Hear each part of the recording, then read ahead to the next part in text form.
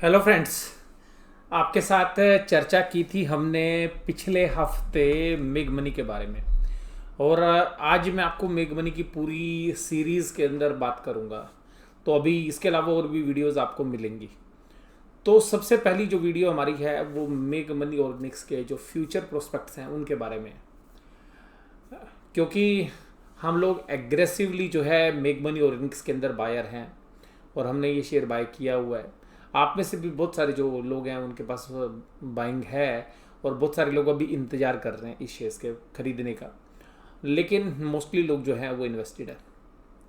तो इसके रैशनल के बारे में मैंने आपके साथ वीडियो शेयर की थी। काफ़ी चर्चा मैं इसके बारे में आपके साथ कर चुका हूँ। तो आज की जो चर्चा है वो भी जो है मैं आपको यही बोलूँगा कि जो स्क्रीन पे मुझे नज़र आ रहा है, मैं आपको काफ़ी ऐसी चीज़ें बताने जा रहा हूँ जिनका रैशनल आपको समझ में आएगा। तो आप लॉन्ग टर्म के लिए शेयर्स को होल्ड कर पाएंगे।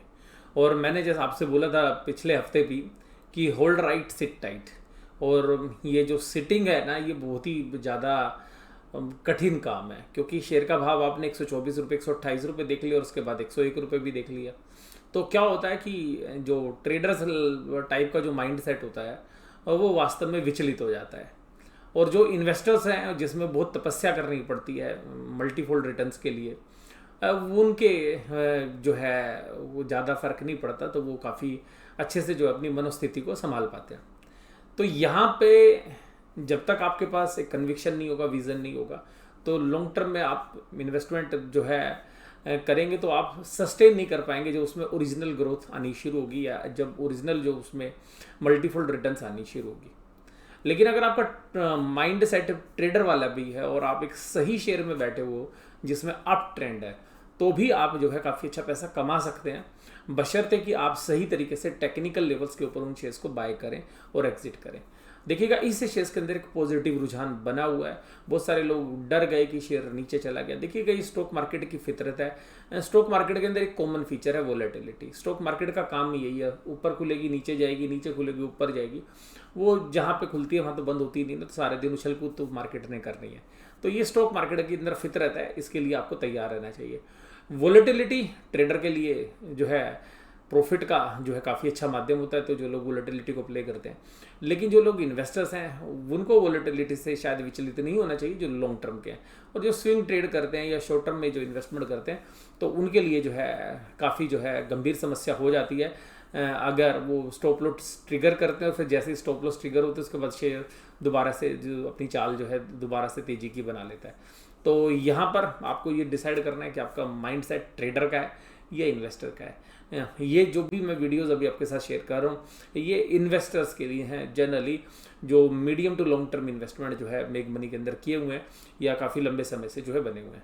तो ये उसी तरीके से इन्वेस्टमेंट है जैसे कि आप कोई भी इन्वेस्टमेंट मल्टीफोल्ड रिटर्न्स कमाने के लिए करते हैं, चाहे वो प्रॉपर्टी में है चाहे गोल्ड में है, तो वहाँ पर उस इन्वेस्टमेंट के साथ रहना पड़ता है, स्टे विद इन्वेस्टमेंट। तो ये उसी तरीके की जो फिलोसफी है उसी के साथ जो है काम करता है।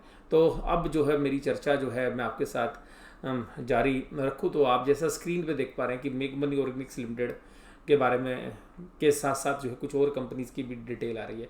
तो मैंने इसीलिए वो डिटेल डाली है कि इससे मिलती जुलती जो कंपनियां हैं उनके नाम से आप पहचान सके कि ये जो बिज़नेस है ये किस तरीके का बिज़नेस करती है कंपनी।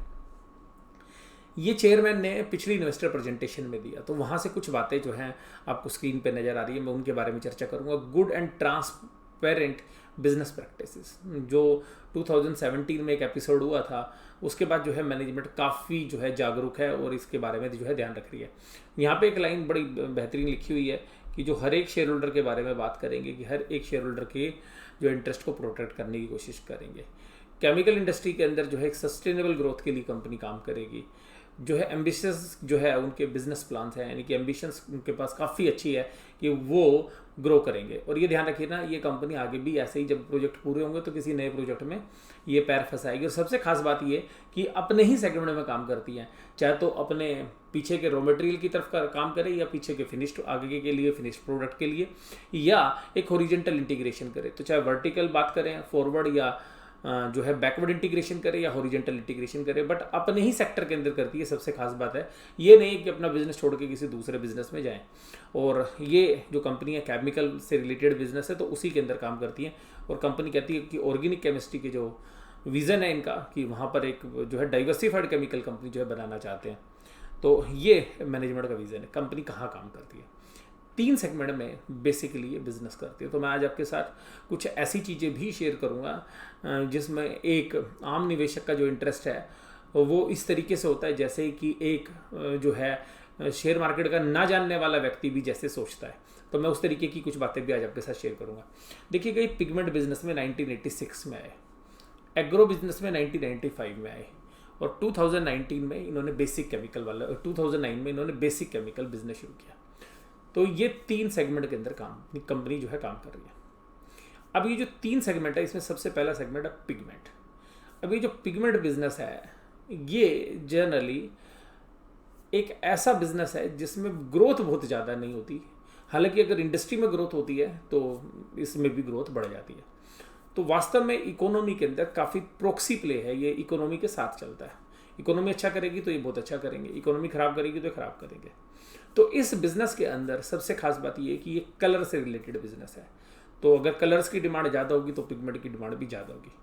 और ब्लू पिगमेंट के अंदर ये वर्ल्ड की नंबर 1 कंपनी है। ब्लू पिगमेंट के अंदर इनके पास 14% का ग्लोबल मार्केट शेयर है। पिगमेंट बिजनेस में 640 करोड़ की सेल थी इनकी पिछले बार इस बिजनेस में। कुछ छोटी नहीं इतनी, तो मतलब पिगमेंट्स की बहुत सारी कंपनियां जो है लिस्टेड स्पेस में है, उनसे 7-8 कंपनियों से तो ऊपर इसकी अभी भी जो है सेल है।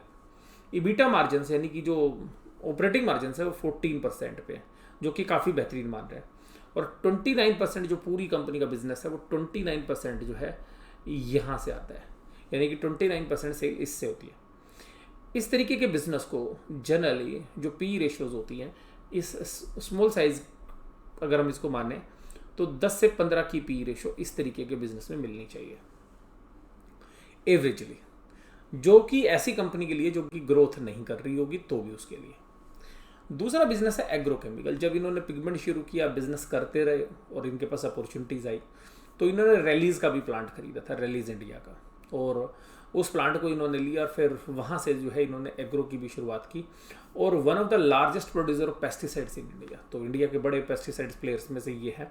और ये इस बात से पता चलता है कि जो 973 करोड़ की जो सेल है वो ये कर रहे हैं। तो जब भी आप देखेंगे तो बहुत सारी ऐसी कंपनी जैसे भारत रसायन या धानुका जो है वो कंपनी भी जो है इनके सामने छोटी पड़ती हैं रेवेन्यू के मामले में। तो किसी क्वार्टर में वो आगे चले जाते हैं, किसी क्वार्टर में ये आगे चले जाते हैं। तो बहुत अच्छी बात है यहाँ पर भी। और इबीटा मार्जिन देखिएगा इस बिजनेस में पिगमेंट से ज़्यादा बेहतर है। तो बहुत ही बेहतरीन जो है मार्जिन इसके अंदर पिछले साल में रहे 17.9%, और 44% ऑफ द ओवरऑल रेवेन्यू, यानी कि कंपनी का 44% रेवेन्यू इससे आता है। तो आप ये समझ सकते हैं कि एग्रो रिलेटेड बिजनेस काफ़ी इंपॉर्टेंट है। इसके अंदर काफ़ी एक्सपेंशंस भी हैं इनके। तो ये जो एक्सपेंशंस हैं इसके बारे में मैं चर्चा करूँगा बाद में। इसके बाद है क्लोरो एल्कलाइज एंड डेरिवेटिव, जिसको हम बेसिक केमिकल जो बिजनेस है वो उसकी बात करेंगे। 2009 में सब्सिडरी कंपनी के माध्यम से शुरू किया गया था। ये ध्यान रखना, ये पूरा का पूरा मेग मनी के अंदर नहीं है। इसमें मेग मनी के अंदर जो है एक सब्सिडरी कंपनी के माध्यम से जो है मेग मनी इसको रखती है।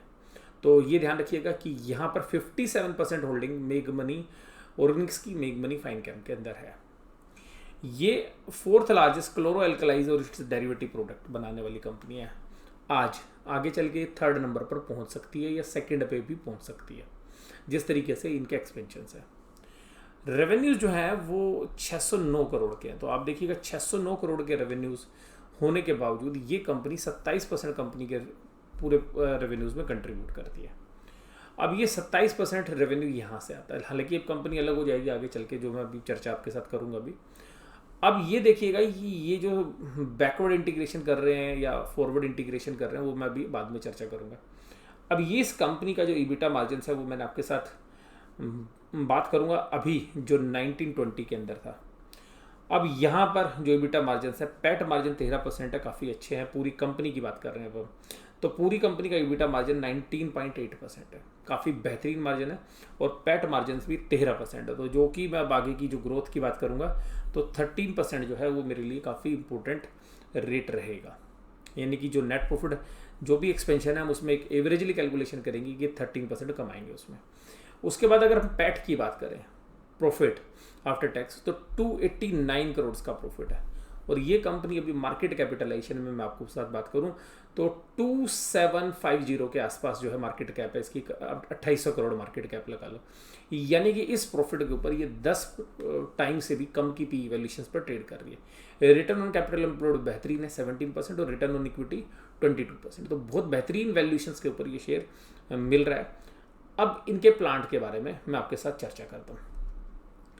आप देखिएगा इनका जो प्लांट है वो वातवा प्लांट 1986 में इसको शुरू किया गया।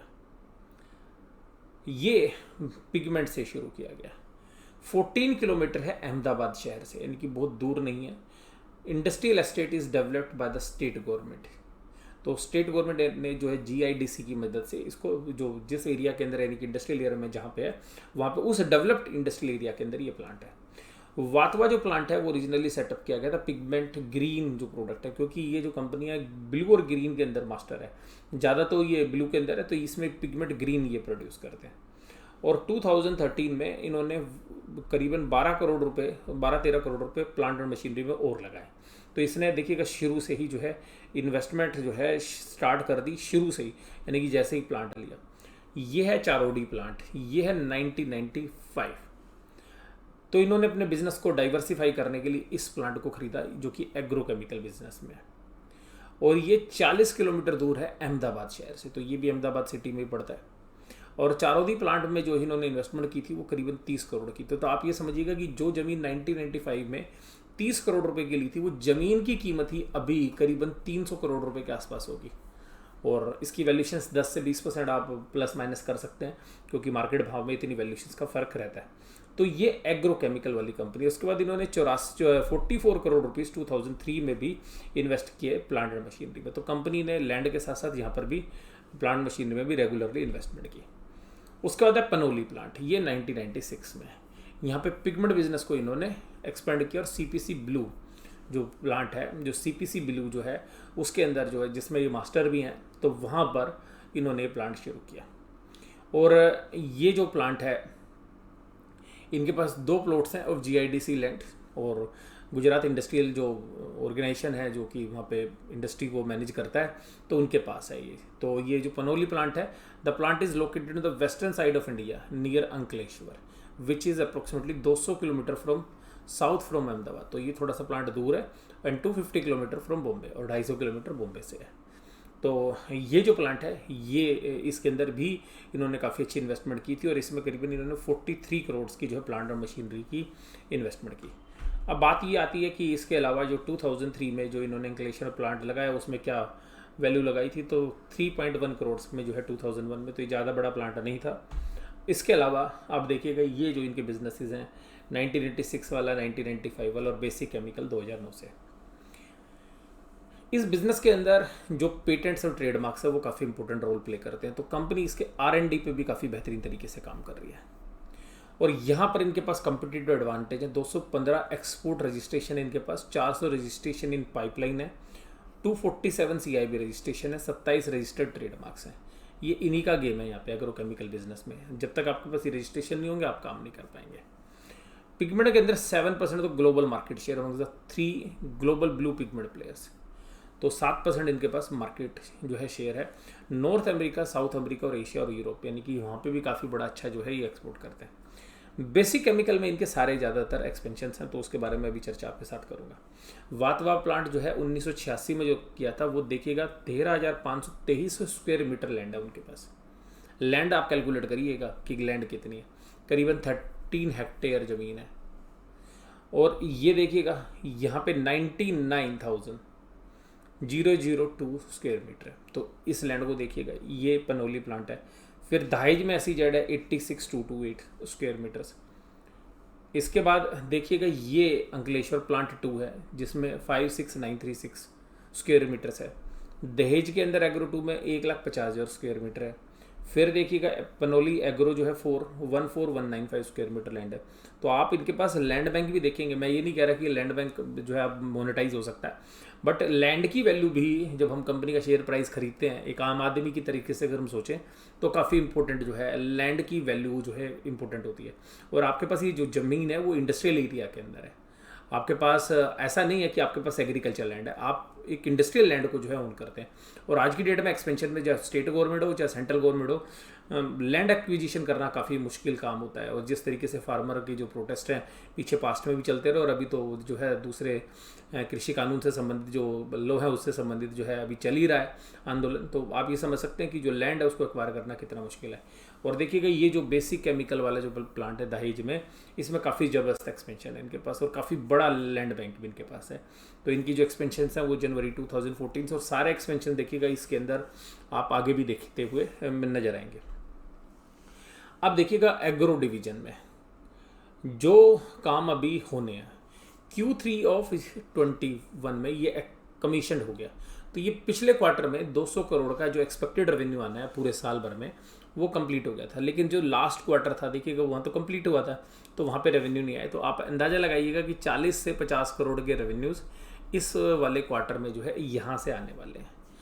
21 का मतलब है तो 2020-2021, तो जो मार्च 21 में जो अब रिजल्ट आएंगे तो उसमें से 40 से 50 करोड़ के रेवेन्यूज़ आ सकते हैं। मार्केट जो है उस पर नज़र बनाए हुए हैं। मैंने भी जो है बहुत सारी चीज़ें जब आपके साथ शेयर की तो मैं भी उन सब चीज़ों को जो है कंसिडर करता हूँ। दूसरा फॉर्मुलेशन जो प्लांट है वो Q3 ऑफ 21 में तो सेम जगह है, तो यहाँ से भी जो है रेवेन्यूज़ आएगा तो करीबन 10-15 करोड़ का रेवेन्यूज़ है, क्योंकि अभी इनिशियल फेज़ के अंदर फुल कैपेसिटी पे काम नहीं होता है। और फेज़ 2 के अंदर Q1 ऑफ 22 तो ये भी जो है कंप्लीट हो जाएगा। तो अभी जून जुलाई अगस्त तक हम मान लें, क्योंकि थोड़ा कोविड की वजह से डिले भी हो सकता है, तो यहाँ से ये जो है करीबन 37.5 करोड़ का ये रेवेन्यूज़ आएगा आपको एग्रो डिवीज़न में। तो ये तो लगभग कंप्लीट होने वाले, ये तो कंप्लीट हो गए हैं या इसमें से ही कंप्लीट होने वाले। और 600 करोड़ का ये मल्टीपर्पज़ है जो अगले साल इसी मार्च क्वार्टर में कंप्लीट होगा, यानी कि 2021-22 में। अब देखिएगा इन पूरे के पूरे एक्सपेंशन में मैं मान लूँ 950 में से केवल 50 करोड़ के आसपास के रेवेन्यूज़ का प्रॉफिट रिकॉर्ड था, तो इस 900 करोड़ के ऊपर जो रेवेन्यूज़ आएगा, हमने अभी 13% का मार्जिन लिया, तो 900 इंटू 13% तो हमें 117 करोड़ रुपए के आसपास का प्रॉफिट इस बिजनेस में आ सकता है। इसीलिए हमें जो वैल्यूशंस हैं वो सस्ती लग रही हैं, राइट। हमें वैल्यूशन क्यों सस्ती लग रही है? इसीलिए सस्ती लग रही है क्योंकि यहाँ पर 117 करोड़ रुपए ये आ सकते हैं। उसके बाद देखिएगा growth plan, chloro alkalies and its derivative. अब ये जो बिजनेस है ये हो चुके हैं कंप्लीटेड प्रोजेक्ट, लेकिन इसमें से मोस्टली प्रोजेक्ट जो है 19-20 में है, तो इनके जो रेवेन्यूज़ हैं वो ऑलरेडी फैक्ट्री इन है, वो सब आते हैं अभी आपके रिजल्ट में। लेकिन देखिएगा जो 2020-21 में है, तो ये जो जून वाले जो प्रोजेक्ट हैं ये 19-20 में तो नहीं थे, पिछले साल के फाइनेंशियल में अब आएंगे 20-21 में, तो यहाँ पर भी एक री रेटिंग हो सकती है इस रेवेन्यू से भी। उसके बाद देखिएगा नई इन्वेस्टमेंट जो इन्होंने करनी है, तो ये भी करीबन 1005 करोड़ की। इसमें सबसे खास बात है ECH का जो प्रोडक्ट है वो क्लोरो एल्कलाइज बेसिक केमिकल में, हालांकि ये कंपनी हमारे पास नहीं है, हमें जिसके 94 शेयर मिलने हैं 1000 के बदले में, ये वो कंपनी ध्यान रखिएगा। और CPVC रेसिन जो है वो 300 करोड़ की है, और कास्टिक सोडा जो है 230 करोड़ का है। तो ये जो 1000 करोड़ की जो रेवेन्यूज आएंगे, इस 1000 करोड़ के रेवेन्यूज में अगले 3 साल के अंदर 13% यानी कि 130 करोड़ के प्रॉफिट आपको एक्स्ट्रा और मिलने वाले हैं अगर इसी तरीके से मार्जिन मेंटेन रहते हैं। और अब इसमें से खास बात बताता हूँ, ये जो 2 प्रोडक्ट है देखिएगा, इनके अंदर जो PE रेशो मिलती है बिजनेस की, वो हालांकि मैं दूसरी वीडियो में आपके साथ शेयर करूंगा। इन बिजनेस में PE रेशो अलग तरीके से मिलेगी, ये जो ECH बिजनेस है, क्योंकि ये जो वैल्यूशंस मैंने आपके साथ शेयर किए थे, यहाँ पर ये जो 44 ये जो बिजनेस आता है, इसके अंदर जो रेवेन्यूज है 44 जो एग्रो बिजनेस है, इसके अंदर जो PE रेशोज हैं वो 20 तक मिल जाते हैं बड़े आराम से। ग्रोइंग कंपनी के लिए तो 30-35 तक भी मिल जाते हैं।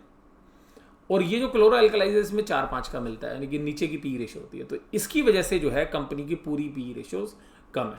लेकिन कंपनी ने इसी में सबसे ज़्यादा इन्वेस्टमेंट की है, लेकिन साथ में इन्वेस्टमेंट करने के साथ साथ अपना नज़रिया भी बदल दिया है। नज़रिया क्या बदल दिया है कि इन्होंने जो बेसिक मटेरियल्स थे, बेसिक केमिकल्स थे, उससे बदलकर अपना फोकस जो है, जो इस तरीके से भी क्लोरो एल्कलाइज का बिजनेस था 83% और 17% डेरिवेटिव का बिजनेस था, आगे चल के ये क्या करने जा रहे हैं कि इस बिजनेस में से जो स्पेशलाइज केमिकल वाला बिजनेस है वो 17% से बढ़कर 57% हो जाएगा, यानी कि जो 17% था इससे बढ़कर 57% हो जाएगा। तो फाइन कैम की जो कंपनी हमें मिलेगी फ्री में, जिसका शेयर मिलेगा, उस शेयर के अंदर एक जबरदस्त जो है वैल्यू अनलॉक होके हमें मिलेगी जब वो शेयर दोबारा से रीलिस्ट होगा। तो मैं ये उम्मीद करता हूँ कि वो 4 या 5 की पी पर नहीं मिलेगा, बल्कि वो अभी तो 10 से 12 की पी रेशियो पर चला जाएगा। और जब ये 2023-24 में कंप्लीशन कंप्लीट होगा तो ये शेयर 20 की पी रेशियो तक भी जा सकता है। जो MFL का शेयर है, यानी कि जो फाइन कैम जो कंपनी है उसका जो शेयर है जो क्लोरोएल्कलाइज बिजनेस करती है। तो इस एनालिसिस के अंदर ये थी सबसे खास बात। तो मैं अपनी जो है चर्चा यहाँ पर ये बता रहा हूँ कि जब आप किसी इन्वेस्टमेंट को लेते हैं तो उसके फ्यूचर के ऊपर ही जो है पूरा दारोमदार होता है। शेयर मार्केट के अंदर जो बीत चुका है उसके ऊपर तो आज का शेयर प्राइस है। अब समय है इस शेयर का फ्यूचर्स के में जो होने वाली अर्निंग्स है उनको डिस्काउंट करने का समय। तो मैं आपसे केवल यही कहूँगा कि अगर आप लॉन्ग टर्म इन्वेस्टर हैं तो अपने विवेक का यूज़ करिए, अपने फाइनेंशियल एडवाइजर से सलाह लीजिए और फर्दर स्टडी करिए। और मैं पर्सनली शेयर को होल्ड करता हूँ और आप लोग जानते भी इस बात को। तो मुझे अभी भी इसके अंदर ग्रोथ की अधिक संभावनाएं जो है लगती हैं। और जब तक ये सारी वैल्यू अनलॉक नहीं होगी शायद मैं तब तक भी शेयर को रखूं। और मैंने आपको बोला भी था पिछली वीडियोस के अंदर भी कि मैं मल्टीफोल्ड रिटर्न्स के लिए जो है शायद इस शेयर को रखूंगा। और मुझे अभी भी ऐसा लगता है कि बहुत इंटरेस्टेड जो पार्टीज़ हैं वो शेयर्स को खरीद रही हैं। जैसे ही वो शेयर नीचे भी आता है तो एकदम जो है स्पाइक आपने देखा फ्राइडे को नीचे के भाव से ऊपर हो गया। मार्केट है वोलेटिलिटी रहेगी, मैं ये नहीं कह रहा कि नीचे नहीं आएगा, बट मुझे ऊपर की संभावना जो है ज़्यादा लग रही है। और मैं कॉन्फिडेंट हूँ कि जैसे ही 130 रुपये के पार जाएगा ये शेयर शायद 50 रुपये की आगे की रैली आपको करता हुआ नजर आएगा। 130 के बाद जो है 160 से लेकर 180 की रैली जो है तुरंत आपको बहुत ही शॉर्ट पीरियड में जो है मिल सकती है, क्योंकि मेरे जो अपने पुराने एक्सपीरियंस है मैं उनके बेसिस पर आपके साथ ये बात कर रहा हूँ। आपको वीडियो कैसी लगी मुझे जरूर से जरूर बताइएगा। वीडियो देखने के लिए धन्यवाद। Thank you very much.